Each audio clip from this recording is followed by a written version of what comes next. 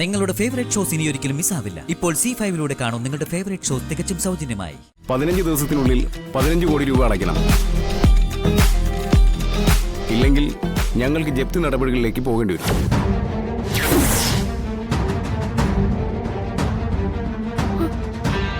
ദിവസത്തിനുള്ളിൽ 15 കോടിയോ? അയ്യോ, ഇത് ചതിയാ. ഇനി ഒരൊറ്റ പ്രാർത്ഥന എനിക്കുള്ളൂ. ഈ വിവരങ്ങൾ സത്യാമ്മ അറിയുമ്പോ ഒരു വലിയ പ്രളയം തന്നെ ഉണ്ടായേക്കാം. അതെല്ലാം തരണം ചെയ്യാൻ അവിടുന്ന് തന്നെയാണ് ഞങ്ങൾക്ക് ശരണം. ഒരുപാട് കണ്ണീര് കുടിച്ചവളാ എന്റെ ശാലിനി. ശാലിനിക്കൊപ്പം ഒന്നിച്ച് ജീവിക്കാൻ വേണ്ടി ഒരുപാട് കഷ്ടപ്പാട് സഹിച്ചവനാ വിഷ്ണുവും. ഇനി അവരുടെ ജീവിതത്തില് ഒരാളും ഒരു കരടായി വരരുത്. ഇത് മനസ്സറിഞ്ഞുള്ള പ്രാർത്ഥന മാത്രമല്ല, മനസ്സ് തകർന്ന് ഒരമ്മയുടെ അപേക്ഷ കൂടിയാ. കൈവിടരുതേ. അച്ഛനും അമ്മയും മക്കളും അവരിന്ന് വരെ ഒന്നിച്ചങ്ങനെ ജീവിച്ചിട്ടില്ല.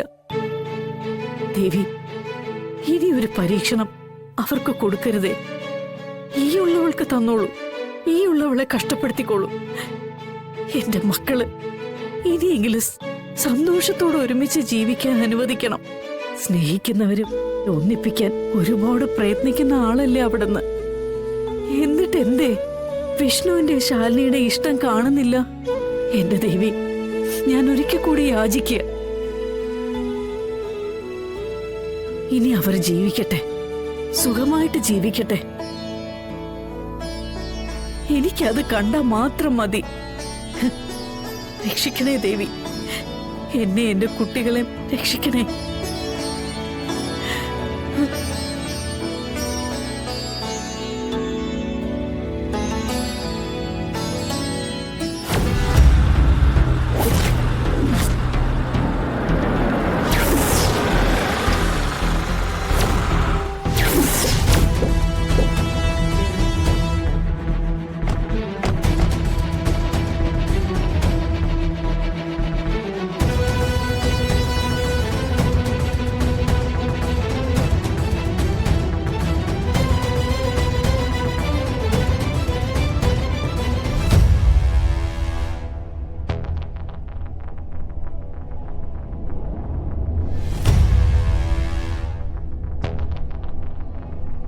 എന്താ? ആരും മനസ്സിലായില്ല. റവന്യൂ ഡിപ്പാർട്ട്മെന്റിൽ നിന്നാ.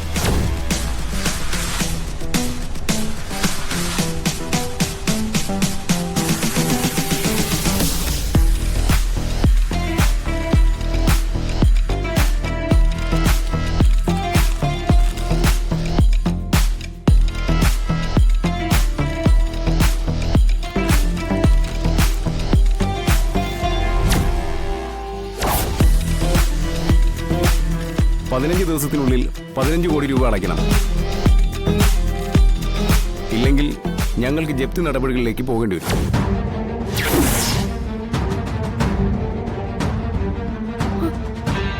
ദിവസത്തിനുള്ളിൽ 15 കോടിയോ? അയ്യോ, ഇത് ചതിയാ.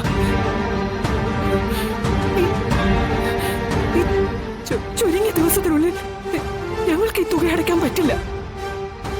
അപ്പോൾ പിന്നെ വീട് ഞങ്ങൾക്ക് ജപ്തി ചെയ്യേണ്ടി വരും. ആരാ ഈ രോഹിത്? രോഹിത് എന്റെ മകനാ. സത്യഭാമ? അത് ഞാനാ. ജപ്തി നടപടികൾക്ക് തടസ്സം വന്നാൽ കുടിശ്ശികക്കാരായ നിങ്ങളെ രണ്ടുപേരെയും അറസ്റ്റ് ചെയ്ത് തടങ്കലിൽ വെച്ച് തുക ഈടാക്കാനും ഓർഡറിലുണ്ട്. അതുകൊണ്ട് എത്രയും പെട്ടെന്ന് പണം അടയ്ക്കാൻ നോക്കണം. നോട്ടീസ് കൈപ്പറ്റിയ സ്ഥിതിക്ക് വീടും പുരയിടവും സർക്കാരിന്റെ നിരീക്ഷണത്തിലായി കഴിഞ്ഞു. ഇനി ഇതിൽ നിന്നും മരങ്ങൾ മുറിക്കുകയോ മറ്റു ക്രയവിക്രയങ്ങൾ നടത്തുകയോ ചെയ്യാൻ പാടുള്ളതല്ല. അങ്ങനെ വല്ലതും പ്രഥമ ദൃഷ്ടിയാൽ കാണുകയാണെങ്കിൽ വേണ്ട നടപടി സ്വീകരിക്കുന്നതാണ്.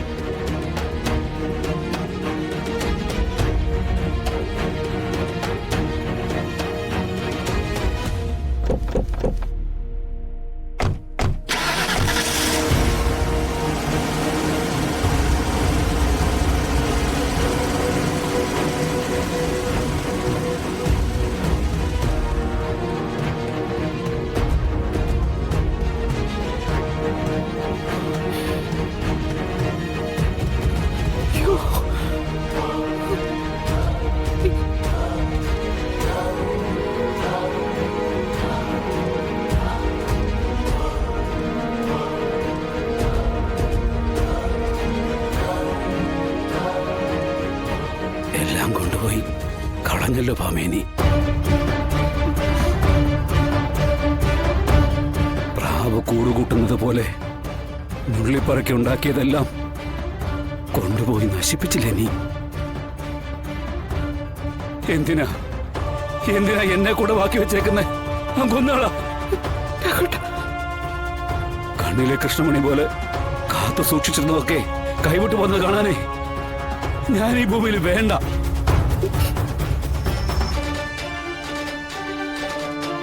എനിക്കത് കാണാനുള്ള ശക്തിയില്ല. ഒന്നുകിൽ നീ എന്നെ അങ്ങ് കൊല്ലണം, ഇല്ലെങ്കിൽ ഇപ്പൊ ഈ നിമിഷം ഇതിനൊരു പരിഹാരം കാണണം. ഞാൻ ദാസൻ എന്ന് വിളിക്കട്ടെ. എല്ലാത്തിനും ധൈര്യം തന്നത് അയാളാണല്ലോ. എന്തെങ്കിലും ഒരു വഴി അയാൾ പറയാതിരിക്കില്ല. എന്നാ വിളിക്ക്. ഒട്ടും താമസിപ്പിക്കില്ലേ ഭാമേ. കേട്ടിട്ടും കാൽപാദം അടക്കുന്ന പുകയെ എനിക്ക് തലോറ്റുന്നതാണോ അതോ നെഞ്ചുവിനെടുക്കുകയാണോ വല്ലാത്തൊരു പരിഭ്രമമാണ്. നിന്നിപ്പില് മരിച്ചു പോണെങ്കിലും പ്രാർത്ഥിച്ചു പോവോ? രാഘവേട്ടൻ എവിടെയെങ്കിലും ഇരിക്കും. നീ എന്റെ കാര്യം വിട് ഭാമേ. ആരെന്ന് വെച്ചാ വിളിക്ക്. നമ്മുടെ മണ്ണ് അതെനിക്ക് നഷ്ടപ്പെടാൻ പാടില്ല.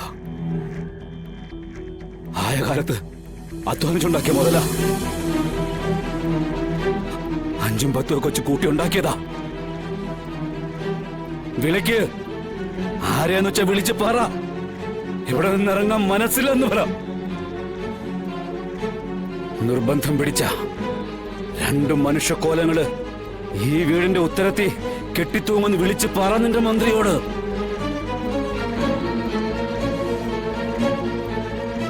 വിളിക്ക് ഭാമേ.